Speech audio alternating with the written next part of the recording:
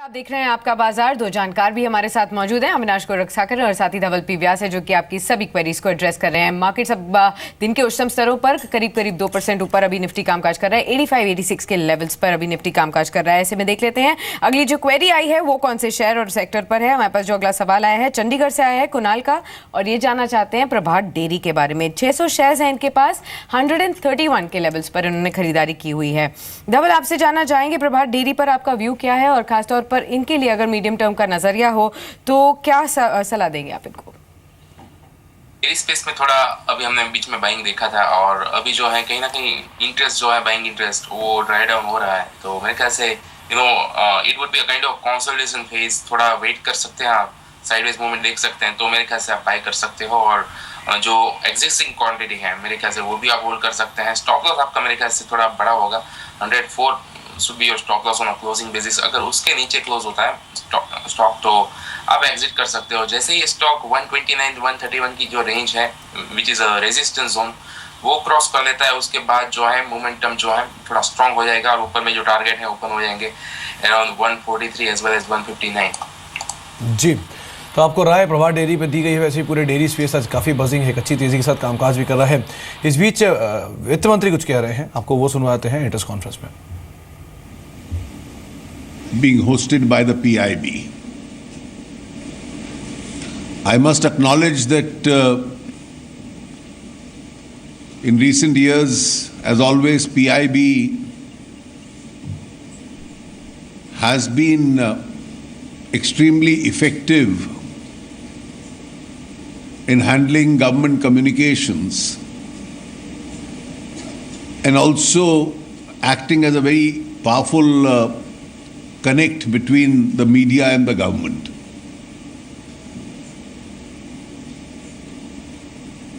I must personally acknowledge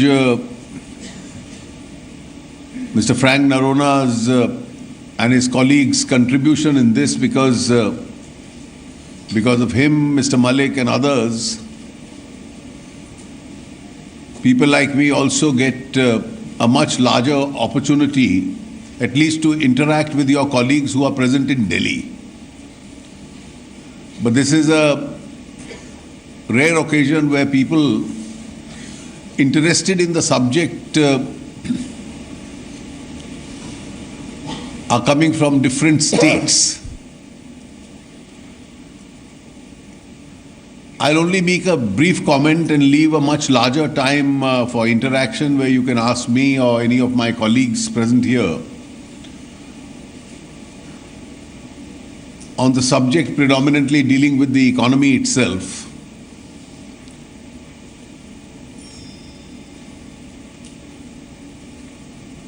What is my overall experience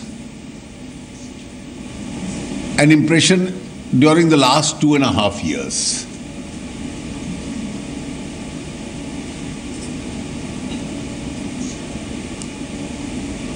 One obvious challenge has been that we function under an adverse global circumstance.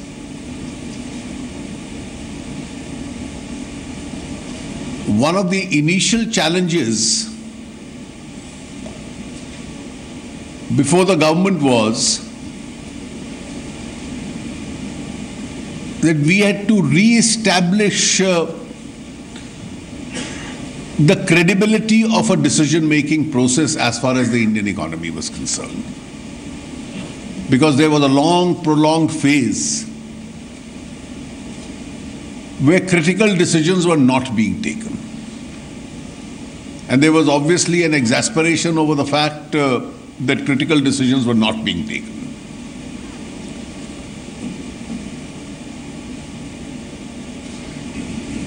For any government to function,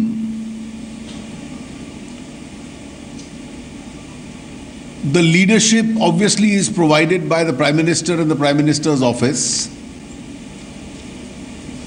And then the different ministries have to act within the framework and the pace for the agenda that is set by the Prime Minister. And I think one important feature has been, and that's been a characteristic of this government, its decisiveness. And that has been really the proof of leadership as far as the government is concerned. The government has not shied away from taking necessary decisions. It's तो आप वित्त मंत्री को सुन रहे थे, उनका कहना है कि बहुत सारी दिक्कतें रहीं पिछले over a period of time जहां पर सरकार ने फैसले नहीं लिए, लेकिन अब सरकार ने कई फैसले लिए हैं, चैलेंजिंग फैसले लिए हैं, कड़े कदम भी उठाए हैं, जिसका इम्पैक्ट अभी नहीं तो आगे आने वाले समय में अर्थव्यवस्था में ज़रूर देखने को मिलेगा।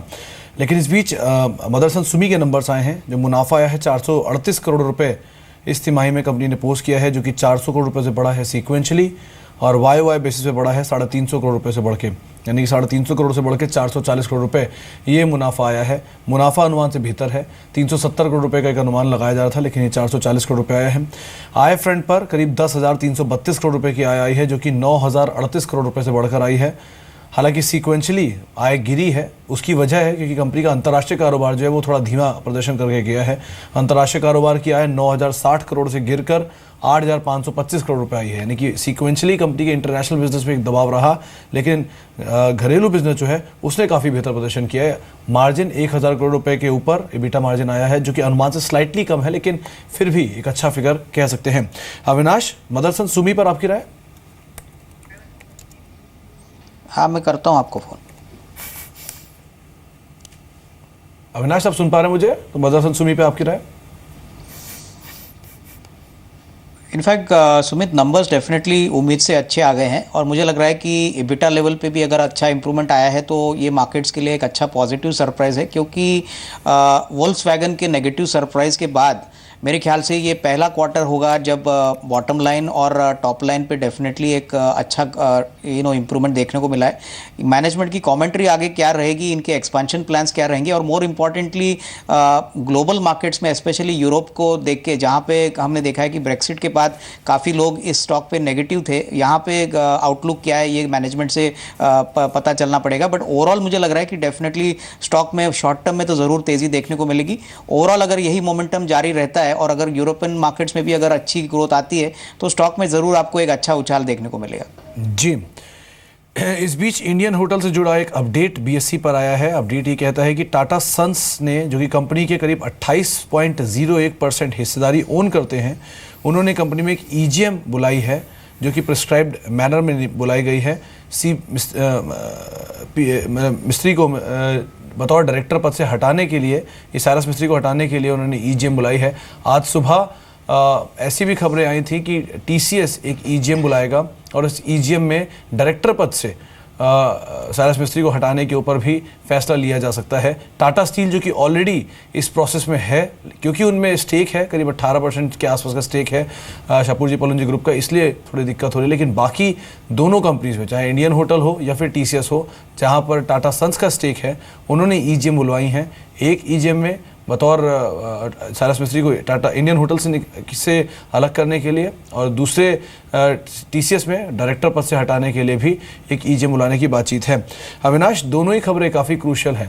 पहले टीसीएस में एक खबर आई थी आज सुबह की, जहां पर एक नया एग्जीक्यूटिव चुन लिया गया है बतौर वीसी के तौर पे, और वो भी इंटरिम बेसिस पर, और डायरेक्टर पद से भी हटाने की बातचीत हो रही है टीसीएस में से। और अब टाटा ग्लोबल, माफ़ कीजिए, इंडियन होटल में खबर आ रही है कि यहाँ पर भी डायरेक्टर पद से हटाने के लिए ईजीएम बुलाई जाएगी। क्या कहना चाहेंगे इस पूरे न्यूज़ फ्लोज के ऊपर, दोनों ही, या रादर पूरे टाटा ग्रुप पे आपकी राय क्या है?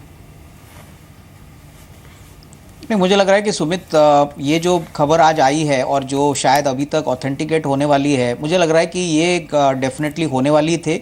मेरे ख्याल से साइरस मिस्त्री जो भी कंपनीज़ के बोर्ड पे है, वहाँ पे ये जो डिसीजन हो गया कि उनको टाटा सन्स के बोर्ड से चेंज किया गया, मुझे लग रहा है कि आगे बेसिकली क्या लीगल बैटल या क्या फाइनली रवैया साइरस मिस्त्री अडॉप्ट करते हैं, ये आगे देखना पड़ेगा। क्योंकि इनके बिजनेस मॉडल में ये कंपनीज में कोई दिक्कत नहीं है। मैं समझता हूँ इंडियन होटल्स हो या टाटा स्टील हो, मुझे लग रहा है कि मार्केट शायद इन दोनों कंपनीज को सिर्फ इनके एसेट डी लिवरेजिंग के पॉइंट ऑफ व्यू से ज़्यादा देखेगी। अगर यहाँ पे एसेट सेल ऑफ अगर थोड़ा सा समय लेता है, डेट बैलेंस शीट पे रहती है, तो शायद आगे के क्वार्टर्स में थोड़ी दिक्कत हो सकती है।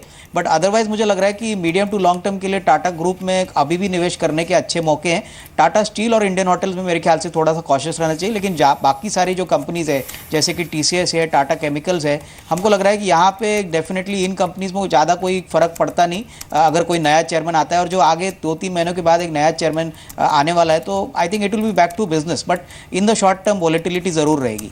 जी, चलिए टाटा ग्रुप के संदर्भ में भी जो भी शेयर्स हैं उनके बारे में भी आपको यहाँ पर अपडेट मिल चुका है। अगला सवाल जो आया है हमारे पास वो दिल्ली से है। सूर्य प्रताप का ये सवाल है अदानी पावर को लेकर। ये देख लेते हैं क्या जानना चाहते हैं। 1000 शेयर्स ये होल्ड करते हैं अदानी पावर में। 34.50 के भाव पर उन्होंने पोजीशन होल्ड की हुई है। धवल, आपके पास आना चाहेंगे। अदानी पावर कैसा लग रहा है अभी आपको? कुछ नुकसान में जरूर है अभी और कंसर्न भी है, हालांकि आज अच्छे उछाल देखने को मिल रहा है। सलाह क्या होगी? देखिए, अप्रैल मंथ से मेरे ख्याल से जो है कहीं ना कहीं ये स्टॉक जो है एक वीकली बेसिस पे भी एक डाउनवर्ड ट्रेंड पे चल रहा है और मेरे ख्याल से काफी क्रूशियल होगा स्टॉक के लिए 28-29 की जो रेंज है वो क्रॉस कर लेना। मेरे ख्याल से करंट लेवल पे एग्जिट करने का कोई सेंस नहीं है, just because the stock has made a kind of double bottom pattern on a weekly basis. फरवरी में जो बॉटम बनाया था हमने वही बॉटम जो है फिर से क्रिएट किया है करंट मंथ में। तो मेरे ख्याल से आप होल्ड करें और वेट करें 28-29 लेवल्स ब्रेक होने के। उसके बाद जो है ऊपर में 34-37 के टारगेट जो है आपको मिल सकते हैं, but not a very great stock, not a very great chart. और जिस तरह से स्ट्रक्चर है इस चार्ट का, तो मेरे ख्याल से इतना अट्रैक्टिव नहीं है कि यानी आप एक बड़ा एक्सपोजर लेके चल सकते हो। इससे बढ़िया मेरे ख्याल से टोरेंट पावर आपको रिटर्न दे सकता है। जी, इस बीच मदरसन सुमी थोड़ी पहले नंबर्स आए थे, नंबर्स के बाद अभी शेयर दिन के ऊपरी स्तरों पर आ चुका है। 7.5% का उछाल 334-35 के स्तरों पर है और अदर डे हाई पर ही अभी कामकाज कर रहा है। 8%, 8.5% ऊपर आ चुका है। स्पाइक ही रादर इसमें 7-7.5% का आया है नंबर्स के बाद। धवल, चार्ट्स पे भी कैसा दिख रहा है आपको? कहाँ तक तेजी जा सकती है इसमें? मदरसन एक ऐसा काउंटर रहा है कि एक साइडवेज मूवमेंट देखी रिसेंट टाइम में हमने, और मेरे ख्याल से डिफिकल्ट रहेगा इस स्टॉक के लिए 340 के लेवल्स जो है क्रॉस करने का, खास करके 1-2 दिन में।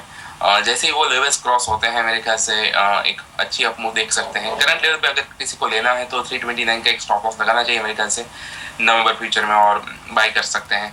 Eventually the target should be around 365-370 with in next 2-3 months time. तो ओवरऑल मेरे ख्याल से जो अपसाइड है अराउंड 10% है 2-3 महीने में। ऑलराइट, चलिए यहाँ पर भी आपको राय मिल चुकी है।